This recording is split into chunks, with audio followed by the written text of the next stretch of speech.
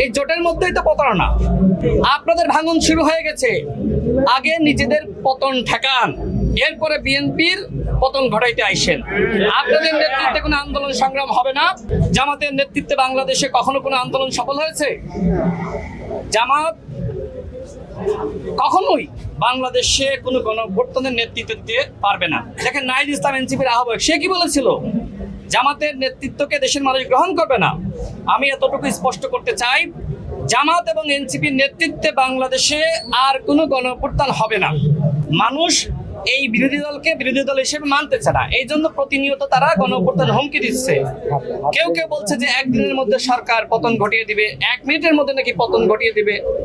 আমি দেখলাম যে কর্নেল অলি সাহেব তিনি বললেন যে জামাতের আমির ডাক্তার শফিকুর রহমানের নেতৃত্বে ছোট ছেলে নাহিদ ইসলাম এবং মাওলানা মামুনুল হক তারা যদি একতাবদ্ধ হয়ে রাজপথে নামে 1 সপ্তাহের মধ্যে বিএনপি সরকারের পতন নিশ্চিত হবে। নামেন না কেন? নিষেধ করেছে কেউ? আমি আগেই চ্যালেঞ্জ করেছিলাম, আজকেও বলছি, এই যে 11 দলীয় জোট, এখন তো 9 দলীয় জোট, এই জোটের মধ্যেই তো প্রতারণা। আপনাদের ভাঙন শুরু হয়ে গেছে। আগে নিজেদের পতন ঠেকান, এরপরে বিএনপির পতন ঘটাইতে আইসেন। আপনাদের নেতৃত্বে কোনো আন্দোলন সংগ্রাম হবে না। বরং এতটুকু বলতে চাই, এই বাংলাদেশে জামাত ইসলাম যে রাজনীতি করছে, আমাদের শহীদ প্রেসিডেন্ট জিয়াউর রহমান এবং পরবর্তীতে দেশনেত্রী বেগম খালেদা জিয়া তাদেরকে রাজনীতি করার সুযোগ দিয়েছিলেন। যে কারণে রাজনীতি করার সুযোগ পেয়েছে, কৃতজ্ঞতা প্রকাশ না করে বরং ষড়যন্ত্র করছে। জামাত এবং এনসিপির যে কোনো চক্রান্ত ষড়যন্ত্রকে ইনশাল্লাহ দাঁত ভাঙা জবাব দেওয়ার জন্য আমরা প্রস্তুত আছি।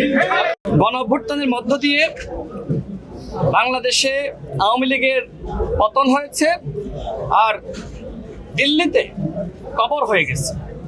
আওয়ামী লীগ বাংলাদেশে আর রাজনীতিতে ফিরতে পারবে এটি আমি বিশ্বাস করি না।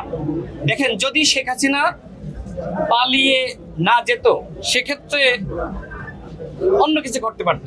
যেহেতু পালিয়ে গেছে, এই পালিয়ে যাওয়ার মধ্য দিয়ে আওয়ামী লীগের সমস্ত নেতাকর্মীরা তারা মনোবল হারিয়েছে। আমি বাংলাদেশে এখনো পর্যন্ত যারা আওয়ামী লীগের নেতৃবৃন্দ কর্মীরা আছে, তারা কেউ জুলুমের শিকার হচ্ছে? মাননীয় প্রধানমন্ত্রী কি বলেছেন? আমার এই মেরুদণ্ড ভেঙে দেওয়া হয়েছে, আমি যদি পাল্টা এখন মেরুদণ্ড কারণ ভেঙে দিই, আমার এই ব্যথা কি কমবে?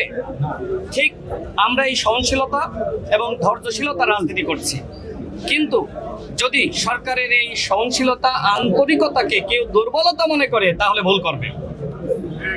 ভুল করবে। সেটি শুধুমাত্র আওয়ামী লীগ না,